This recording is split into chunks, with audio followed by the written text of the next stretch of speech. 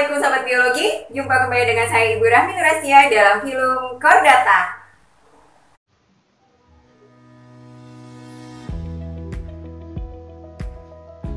Chordata adalah film hewan yang dalam perkembangannya memiliki yang pertama, memiliki notochord atau chorda dorsalis. Notochord atau chorda dorsalis ini adalah semacam tulang rawan yang memanjang di dalam tubuh bagian dorsal, tepat di bawah tali saraf dorsal. Notochord ini berfungsi sebagai kerangka sumbu tubuh yang cukup kuat namun fleksibel. Pada vertebrata, notochord hanya terlihat pada fase embrio dan kemudian berkembang menjadi tulang belakang atau columna vertebralis. Yang kedua, chordata memiliki tali saraf dorsal atau nerve cord. Tali saraf dorsal atau nerve cord ini adalah sebuah tali saraf berongga tepat di bawah permukaan dorsal tubuh hewan. Tali saraf dorsal pada embrio chordata berkembang menjadi otak pada ujung anteriornya dan menjadi sumsum tulang belakang atau tali komunikasi utama dari sistem saraf. Yang ketiga, chordata memiliki celah faring. Faring adalah area tepat di belakang mulut. Celah ini memungkinkan air masuk melalui mulut dan keluar dari tubuh tanpa harus melalui seluruh sistem pencernaan. Pada ikan, celah ini berkembang menjadi celah insang. Yang keempat, chordata memiliki ekor postanal. Ekor postanal ini adalah ekor berotot setelah bagian anus. Ekor ini umumnya berfungsi sebagai alat bantu gerak. Filum chordata diklasifikasikan menjadi 4 subfilum, yaitu subfilum hemichordata, subfilum urochordata, subfilum cephalochordata, dan subfilum vertebrata. Hemichordata memiliki notochord yang pendek di bagian depan. Bentuk tubuhnya seperti cacing yang terdiri atas belalai atau proboscis, mulut, leher, dan badan. Contoh dari subfilum hemichordata adalah Saccoglossus. Urochordata memiliki notochord yang terletak di bagian ekor. Saat larva, Urochordata memiliki bentuk tubuh yang seperti ini, dan saat dewasa, Urochordata memiliki bentuk tubuh yang seperti ini. Bentuk tubuh dewasa ini adalah mirip seperti tumbuhan yang melekat di dasar laut. Contoh dari subfilum Urochordata adalah Echinacea turbinata.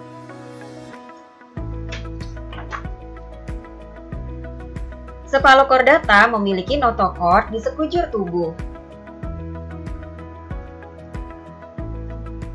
Bentuk tubuhnya seperti ikan, namun masih belum memiliki kepala sejati. Contoh dari subfilum Cephalochordata adalah Amphioxus sp. Vertebrata memiliki notochord yang terletak di bagian belakang atau bagian dorsal dan berkembang menjadi tulang belakang yang berruas-ruas atau columna vertebralis. Vertebrata mempunyai tengkorak dan rahang, sehingga vertebrata disebut juga dengan craniata. Pada vertebrata, seluruh sistem organnya telah sangat lengkap. Vertebrata contohnya adalah ikan, ayam, katak, ular, dan singa. Vertebrata diklasifikasikan menjadi 7 kelas. 3 kelas diantaranya berasal dari superkelas Pisces, yaitu kelas Agnatha, kelas Chondrichthyes, dan kelas Osteichthyes. Kelas berikutnya yaitu kelas Amphibia, kelas Reptilia, kelas Apes, dan kelas Mamalia. Ciri-ciri tiap-tiap kelas vertebrata dapat dirincikan sebagai berikut. Yang pertama, apabila kita lihat dari segi permukaan tubuhnya, Pisces memiliki permukaan tubuh licin dan bersisik. Amphibia memiliki permukaan tubuh licin berlendir, Reptilia memiliki permukaan tubuh kering bersisik, Apes memiliki permukaan tubuh berbulu, dan mamalia memiliki permukaan tubuh berambut. Selanjutnya, apabila kita lihat dari segi suhu tubuhnya, Pisces memiliki suhu tubuh poikilotermis. Poikilotermis ini artinya adalah suhu tubuh berubah-ubah mengikuti perubahan suhu lingkungan. Amfibia memiliki suhu tubuh poikilotermis. Reptilia juga memiliki suhu tubuh poikilotermis. Apes memiliki suhu tubuh homoiotermis. Homoiotermis ini artinya adalah suhu tubuh tetap, artinya tidak dipengaruhi oleh perubahan suhu lingkungan. Dikarenakan hewan ini dapat mengatur suhu tubuhnya sendiri melalui proses metabolisme. Mamalia juga memiliki suhu tubuh homoiotermis. Selanjutnya, apabila kita lihat dari segi perkembangbiakannya, Pisces berkembang biak secara ovipar. Amfibia berkembang biak secara ovipar, reptilia berkembang biak secara ovipar dan vivipar, apes berkembang biak secara ovipar, sedangkan mamalia berkembang biak secara vivipar. Selanjutnya, apabila kita lihat dari segi fertilisasinya, Pisces mengalami fertilisasi secara eksternal, amfibia mengalami fertilisasi secara eksternal, reptilia mengalami fertilisasi secara internal, apes mengalami fertilisasi secara internal, dan mamalia juga mengalami fertilisasi secara internal. Selanjutnya, apabila kita lihat dari segi pernapasannya, Pisces bernapas dengan menggunakan insang, amfibia bernapas dengan menggunakan insang saat larva dan menggunakan paru-paru saat dewasa. Reptilia bernapas dengan menggunakan paru-paru, apes bernapas dengan menggunakan paru-paru, mamalia juga bernapas dengan menggunakan paru-paru. Selanjutnya, apabila kita lihat dari segi ruang jantungnya, Pisces memiliki dua ruang jantung yang terdiri dari satu serambi dan satu bilik. Amfibia memiliki 3 ruang jantung yang terdiri dari 2 serambi dan 1 bilik. Reptilia memiliki 4 ruang jantung yang terdiri dari 2 serambi dan 2 bilik. Namun, sekat antar bilik kanan dan bilik kiri pada jantung reptilia masih belum sempurna. Sekat antara bilik kanan dan bilik kiri pada jantung reptilia yang telah sempurna hanya terdapat pada buaya. Selanjutnya, Apes memiliki 4 ruang jantung yang terdiri dari 2 serambi dan 2 bilik dengan sekat ruang jantung yang telah sempurna. Mamalia juga memiliki 4 ruang jantung yang terdiri dari 2 serambi dan 2 bilik dengan sekat ruang jantung yang telah sempurna. Selanjutnya, apabila kita lihat dari segi alat geraknya, Pisces bergerak dengan menggunakan sirip. Amfibia bergerak dengan menggunakan 2 pasang tungkai. Reptilia bergerak dengan menggunakan 2 pasang tungkai atau perut. Apes bergerak dengan menggunakan sayap dan tungkai. Mamalia bergerak dengan menggunakan 2 pasang tungkai. Nah, sekarang marilah kita pelajari satu persatu kelas dari subfilum vertebrata ini. Yang pertama adalah kelas Agnatha. Kelas ini merupakan golongan Pisces yang memiliki ciri-ciri. Yang pertama, tidak memiliki rahang. Yang kedua, bentuk tubuhnya seperti belut atau ular.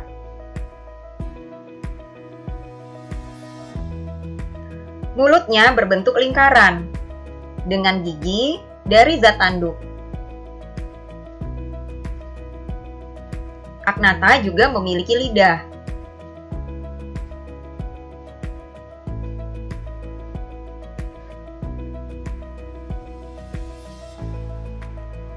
Hewan ini bersifat ektoparasit pada ikan besar. Contohnya adalah lamprey.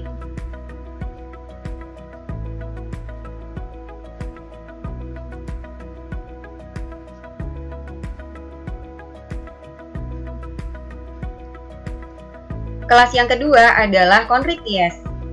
Kelas ini memiliki ciri-ciri memiliki rahang. Selanjutnya, hewan ini bertulang rawan. Ciri berikutnya, hewan ini tidak memiliki penutup insang atau operculum. Contohnya adalah ikan pari dan hiu. Kelas yang ketiga adalah Osteichthyes.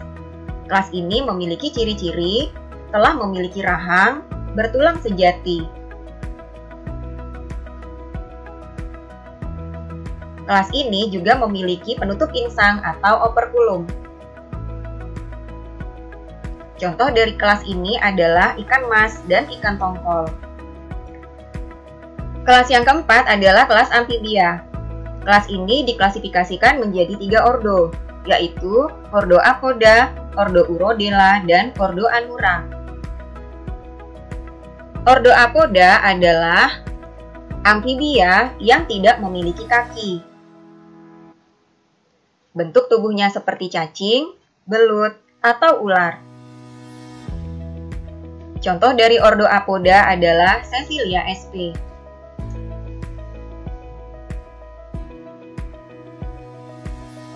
Ordo Urodela adalah amfibia yang memiliki kaki dan memiliki ekor. Kaki depan dan kaki belakangnya memiliki ukuran yang sama. Contoh dari Ordo Urodela adalah Ambiostoma opacum atau salamander.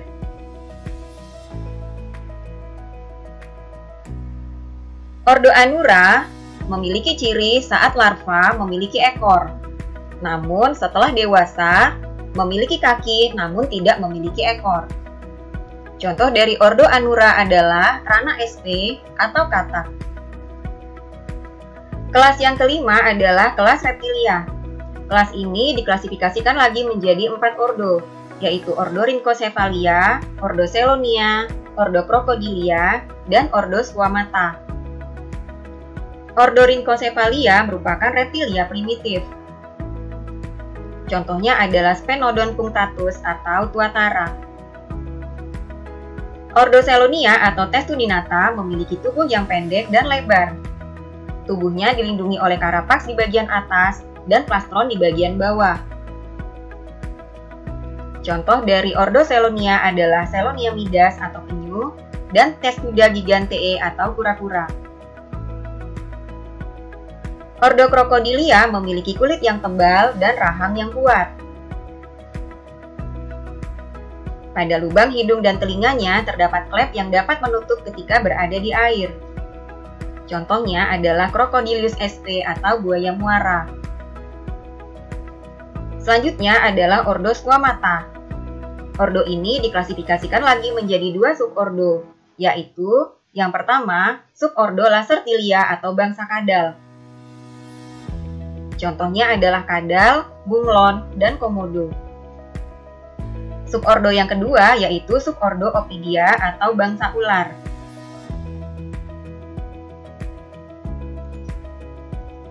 Pada subordo ini, rahang atas dan bawahnya tidak memiliki sendi, sehingga hewan ini dapat menelan mangsa yang berukuran lebih besar daripada tubuhnya. Contoh subordo Opidia adalah ular piton, kobra, dan lain-lain. Kelas yang keenam adalah kelas Apus. Kelas ini terbagi lagi menjadi 2 kelompok, yaitu yang pertama adalah kelompok Archaeornithes. Kelompok ini merupakan kelas Apus yang memiliki gigi di kedua rahangnya. Ukuran tubuhnya panjang dan semua anggotanya telah punah. Contohnya adalah Archaeopteryx. Kelompok yang kedua yaitu kelompok Neornithes. Kelompok ini terbagi lagi menjadi 2 kelompok, yaitu Paleognathae dan Neognathae. Paleognathae adalah kelompok burung yang tidak bisa terbang. Kelompok ini memiliki 3 ordo, yaitu yang pertama Ordo Spheniciformes. Contohnya adalah penguin. Ordo yang kedua yaitu Casuariformes. Contohnya adalah burung kasuari. Ordo yang ketiga yaitu Apterigiformes. Contohnya adalah burung kiwi. Neognathae adalah kelompok burung yang bisa terbang. Kelompok ini memiliki 7 ordo. Yang pertama adalah Galliformes. Contohnya adalah ayam. Ordo yang kedua yaitu Passeriformes. Ordo ini merupakan golongan burung yang bersuara merdu. bahkan bisa berbicara. Contoh adalah burung cendrawasih dan kutilang. Ordo yang ketiga yaitu Anseriformes. Ordo ini beranggotakan burung yang dapat berenang. Contohnya adalah itik dan angsa. Ordo yang keempat adalah Coraciformes, yaitu golongan burung yang berparuh besar. Contohnya adalah rangkong badak. Ordo yang kelima adalah Columbilliformes. Ordo ini beranggotakan burung yang berparuh pendek dengan tembolok yang besar. Contohnya adalah merpati. Ordo yang keenam adalah Cuculliformes.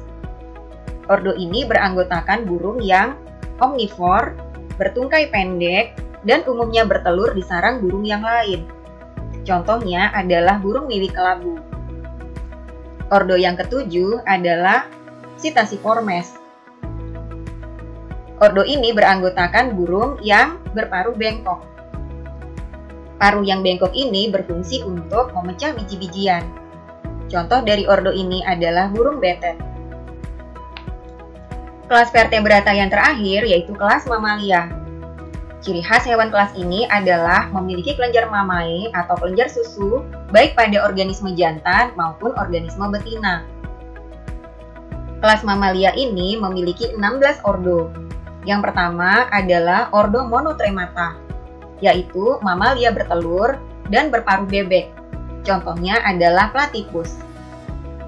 Ordo yang kedua yaitu Marsupialia, yaitu golongan mamalia yang berkantung. Contohnya adalah kanguru. Ordo yang ketiga yaitu Insectivora. Ordo ini beranggotakan mamalia pemakan serangga.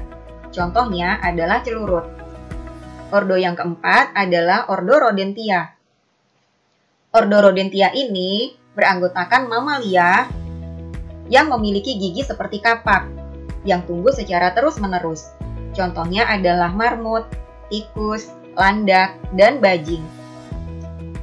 Ordo yang kelima adalah ordo Scandentia. Ordo ini beranggotakan mamalia pemakan serangga yang memiliki moncong panjang. Contohnya adalah tupai pohon dan tupai Mindanao. Ordo yang keenam adalah Chiroptera, yaitu mamalia yang dapat terbang.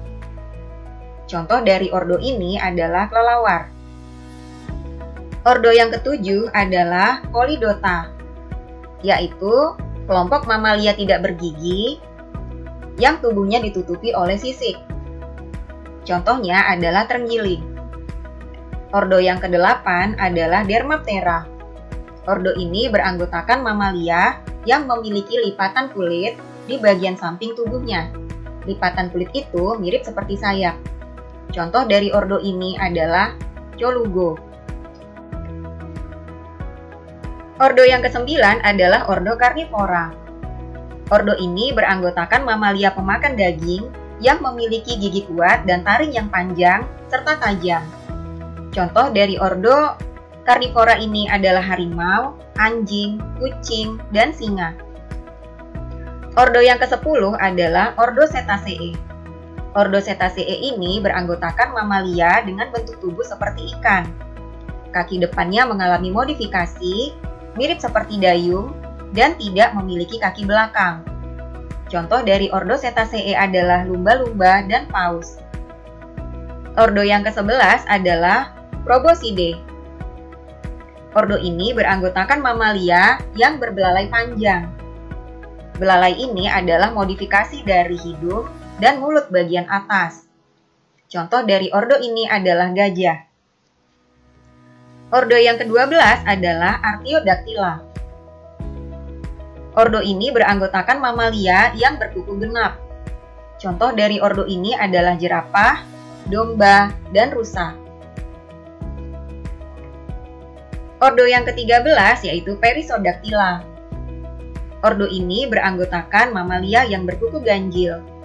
Contoh dari ordo ini adalah kuda, badak, tapir, dan kuda Nil. Ordo yang ke-14 adalah Sirenia. Ordo ini beranggotakan mamalia bertubuh besar, berekor besar, dan pipi horizontal. Ekor yang pipih dan horizontal ini berfungsi sebagai dayung untuk berenang. Contoh dari ordo ini adalah duyung. Ordo yang ke-15 yaitu Lagomorpha. Ordo ini beranggotakan mamalia bertelinga panjang. Ordo ini memiliki kaki belakang yang lebih panjang daripada kaki depannya. Contoh dari ordo ini adalah kelinci. Ordo yang terakhir atau ordo ke-16 dari mamalia yaitu ordo Primata. Ordo Primata ini merupakan mamalia yang memiliki mata stereoskopik dan menghadap ke depan. Contoh dari ordo ini adalah orangutan. Dalam kehidupan sehari-hari atau dalam kehidupan manusia, filum chordata diantaranya berperan yang pertama sebagai sumber bahan makanan. Contohnya adalah ayam dan itik. Selain itu, chordata juga berfungsi atau berperan sebagai alat transportasi. Contohnya adalah kuda. Meskipun demikian, tidak sedikit di antaranya chordata yang berperan sebagai pengganggu tanaman. Contohnya adalah tikus dan kelinci. Bagaimana Sobat Biologi? Sangat mudah bukan mempelajari filum chordata? Sampai jumpa kembali dengan saya pada pokok bahasan selanjutnya. Assalamualaikum warahmatullahi wabarakatuh.